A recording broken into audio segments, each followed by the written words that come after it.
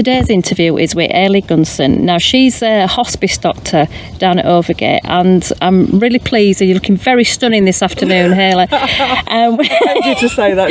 Yeah. We've had to move. We were going to do it in Eilidh's garden, and then a man with a big drill started drilling, and so we've had to move to the park, which is absolutely fine. It's a park that we've actually worked in with Bus Oasis regarding antisocial behaviour.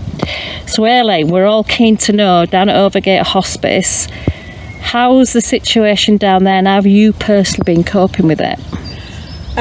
From a point of view of the hospice, we are open to seeing patients who have COVID.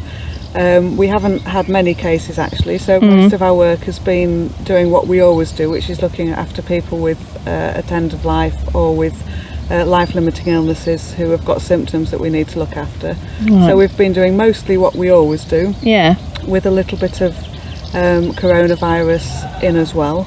Right. I think the biggest difference in what we're doing at the hospice is to do with visitors and to do with how we can interact with patients and visitors. Okay, so how's it impacted on, because keeping social distancing in a medical environment and people at end of life, how's that impacted on them and you as a service? From the staffing point of view, we have to wear the protective equipment, the PPE. And have you been able to get that? You see that in the news, but you've been able to get that fine? Yeah, we've been very fortunate. We've had some very generous donations from various groups, dentists and all sorts of groups who've donated PPE, which is, for us, is not the full stuff that you see on TV. Right. It's the surgical masks, plastic aprons and gloves. Right. So we've had those donated from various sources, and that's what we wear when we see every patient. Yeah. So from the point of view of staff, it's really hard to, you've got to project your voice a lot more, because talking from behind a muffled mask it is quite hard for patients to hear, who are probably tired anyway. Yeah.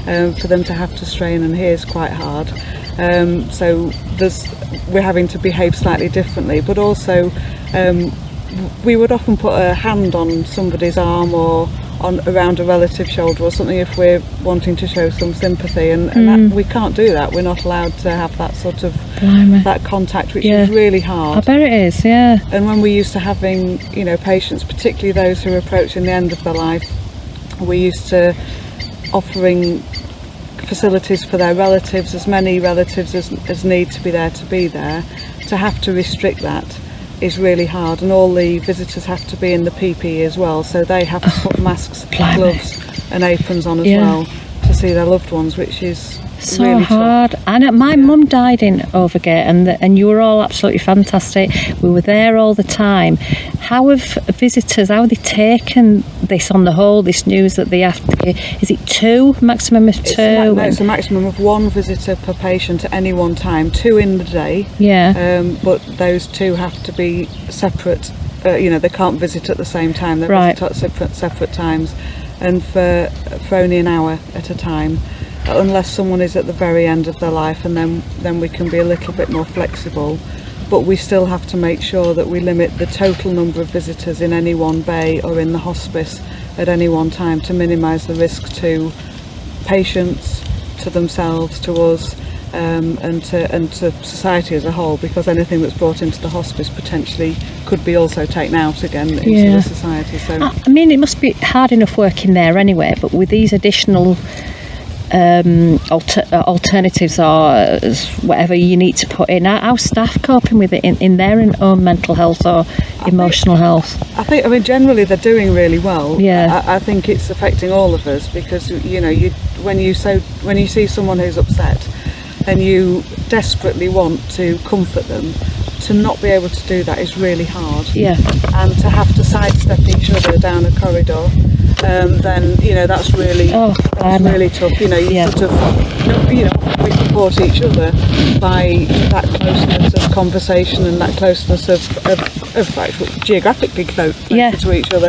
And when we can't do that, we're having to sort of take a circular route past each other in the corridors. That makes people feel slightly... It goes against all your instincts, everything that you learn and what you're there for, doesn't it? But I have to say that staff have dealt with it immensely well, and are being as flexible as they can within the guidelines that we have in terms of what we can do, and relatives and carers are amazing as well. They've understood that there are limitations, and I think when we compare what we can offer at the hospice in terms of visits compared to what the hospital can offer, I think often relatives are just appreciative of any visit, because then if the relative was in hospital they wouldn't be able to see them at all. So I think what they understand that there are restrictions, and they're working hard to fit with that as well. And we have an appointment system to make it as fair as possible for all visitors and to maximise the time that people can have with their loved ones. Now, Eilidh, you're a woman of many talents. You're a Methodist local preacher, a fantastic one at that. You're also an accomplished musician. Are you using any of those skills to bring your team together? Well, in terms of the music, local preaching, no. I hope that I bring a sort of Christian approach to the work I do within the hospice. But in terms of the music, we actually have a hospice staff and volunteers choir, which I'm running every Tuesday evening on Zoom, which is interesting when none of us can hear each other. But you know, it's and the feedback, if you do try and get everybody joining in. I've tried that one. Entertaining. It's getting people together. In terms of the medical team, the doctors at the hospice, we've got some very accomplished musicians within the group.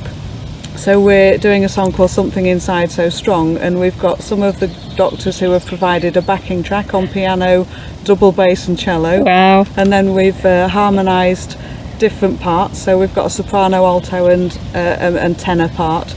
So anybody can sing all three parts if they want at any one time, and we're going to load all those tracks onto the backing track. Wow. And produce a song, basically, hopefully. And is that going to be used for fundraising? I hope so, we're going to offer it to the fundraising team, and hopefully, even if it's just to sort of put out there on social media as this is what we're doing at the hospice, this is something we're doing that's a bit different, and use it as an awareness raiser for the hospice. So who chose that song, and is it something you would turn to? It's certainly something that, I think that the word Something Inside So Strong really epitomises what the response that we at the hospice, and actually a lot of people have had, a huge number of people have had during this crisis, that we've been able to draw from those inner reserves and do some phenomenal things actually during this time. So I guess those sort of words resonate.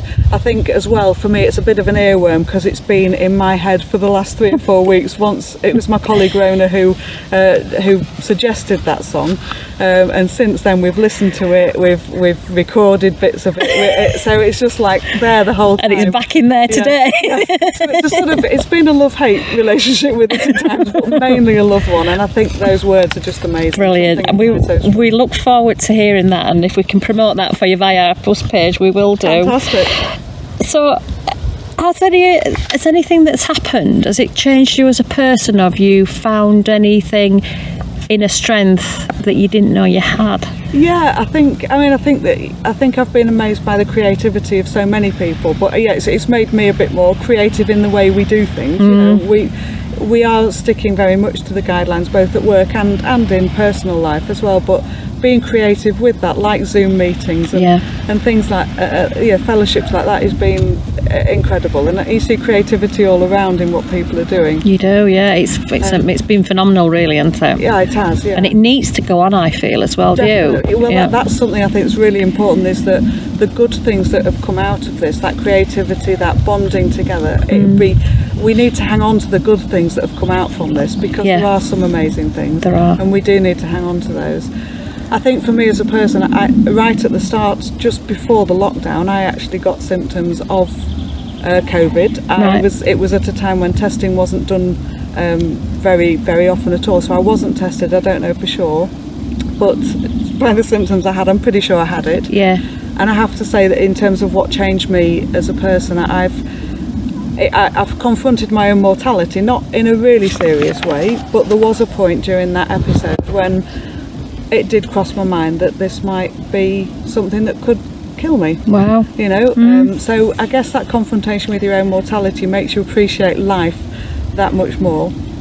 It's made me a bit more empathetic, a lot more empathetic towards my patients as well, and relatives, in terms of the fears that they may face. You know, I can before this happened, I could understand that people might feel frightened of going to sleep in case they don't wake up.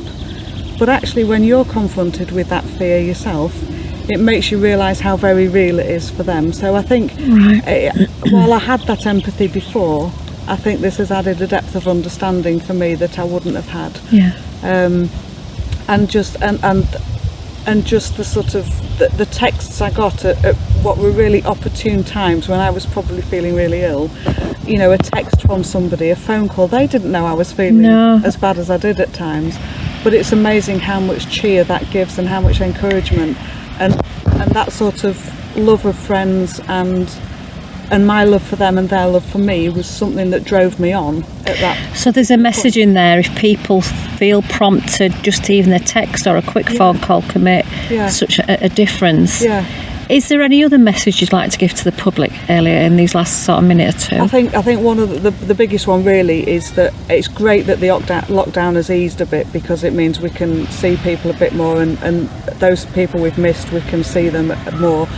But it's really important from my point of view, medically and personally, that we don't assume that means it's coming to an end. Yeah. We're tired, I think, of the lockdown, and we're desperate for it to finish. But actually, coronavirus isn't tired, and until we find a vaccine for it or a cure, it will still be a threat to us. And I think so that social distancing, the hand washing, observing the guidelines, being sensible is really, really important, I think.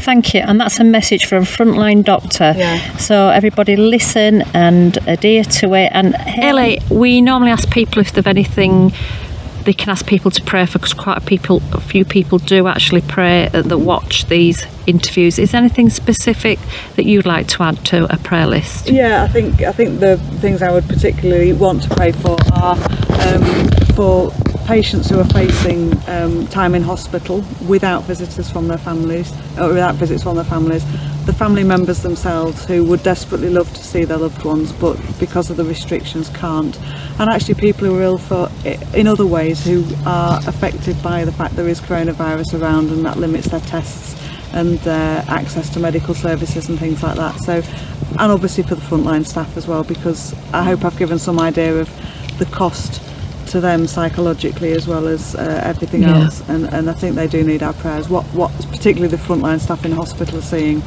is on occasions horrendous, and I think that they need our prayers to cope with that.